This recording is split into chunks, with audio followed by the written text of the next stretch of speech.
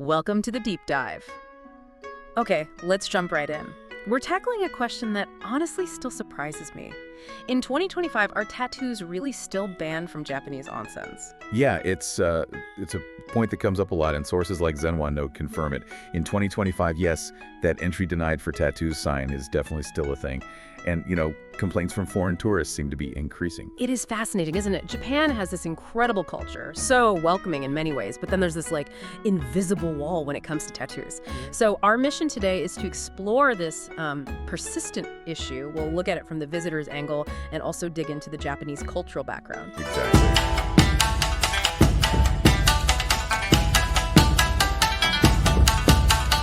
And in 2025, these denials, they're pretty widespread. You hear from lots of foreign visitors, just genuine confusion, frustration. They ask, I got turned away from a bathhouse just because of my tattoo. Why? Why is Japan still like this? Right. And it really boils down to this core idea in Onsen culture, naked trust.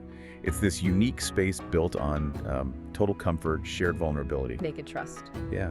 And historically, anything seen as disruptive and tattoos fell into that category, well, it challenged that trust. That cultural context, the naked trust, it does make a certain kind of sense.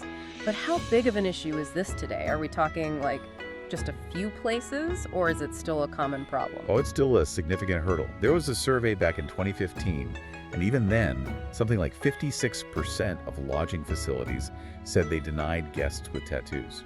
And that kind of negative image, it largely persists. We see more chatter about it on social media now, too. Wow, 56%, that's high. It is. And it goes beyond just onsens, Sometimes having tattoos can affect other things in Japan, like getting life insurance or even certain jobs. Okay, so let's get into the why. Why is Japan so strict about this? What's the history behind this taboo? How did something that can be art become this reason for refusal? Right, well, it's a long story, quite complex, actually. Believe it or not, tattoos existed way back in ancient Japan, the Jumon period.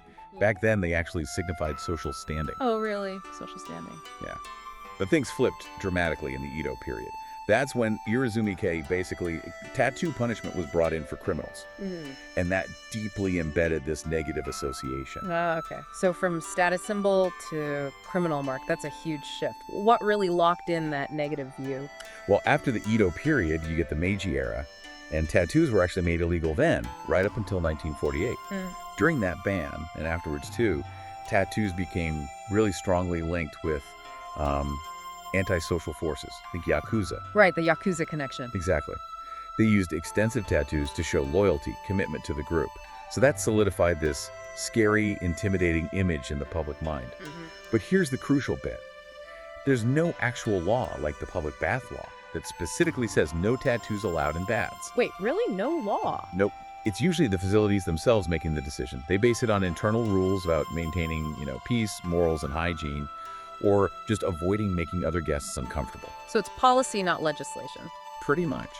Although it's worth mentioning, since the local neighborhood bathhouses, they're sometimes a bit more lenient. There are legal interpretations suggesting that refusing someone entry there purely for a tattoo could actually go against the spirit of the public bath law. But for onsens, especially at hotels or resorts, it's usually their own call. Okay, so it's not law, but this deep cultural perception tied to a history of, fear. That definitely makes it trickier for visitors. So what can you do if you have tattoos and you want that authentic onsen experience? Yeah, good question. And the good news is there are ways, definitely practical solutions. The absolute top recommendation, go for a private bath. They call them kashikiri, bro. Nope.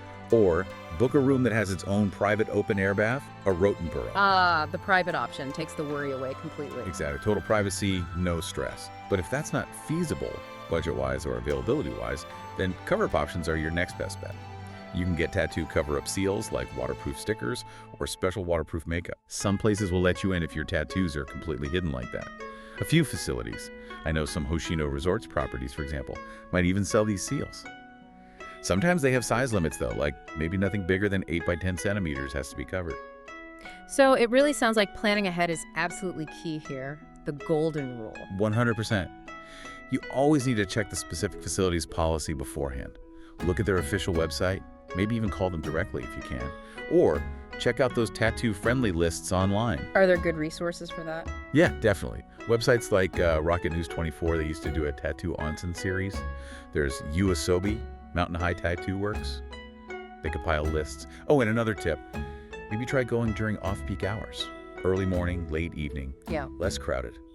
And just generally be discreet, show respect for the space and the other bathers. That makes sense. Now, looking at it from, say, a global perspective, these kinds of rules might strike some visitors as a bit conservative, maybe even discriminatory. How does that square with Japan's reputation for omotenashi, for hospitality? That's a really important point, the balance between preserving a cultural tradition and welcoming the world. I think the key often lies in understanding the why, embracing that when in Rome spirit. When you understand the background, that the hesitation around tattoos isn't really about excluding people, but stems from this specific historical fear linked to antisocial elements, it changes how you see it.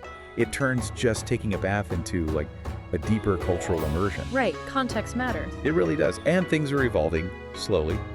The Japan Tourism Agency, for instance, they are encouraging places to be more flexible, suggesting things like allowing cover-up seals or making those private bath options more prominent. So the main takeaway is don't give up on Japanese onsen just because you have tattoos. It sounds like with some research, maybe booking a private bath or finding a tattoo-friendly spot, you can absolutely still enjoy that unique Japanese relaxation your own way. Absolutely. You just need to do a little homework. Remember, Japanese onsen culture, it values that naked trust, that sharing silence, understanding the history, respecting the values. It just makes the whole experience richer, more meaningful.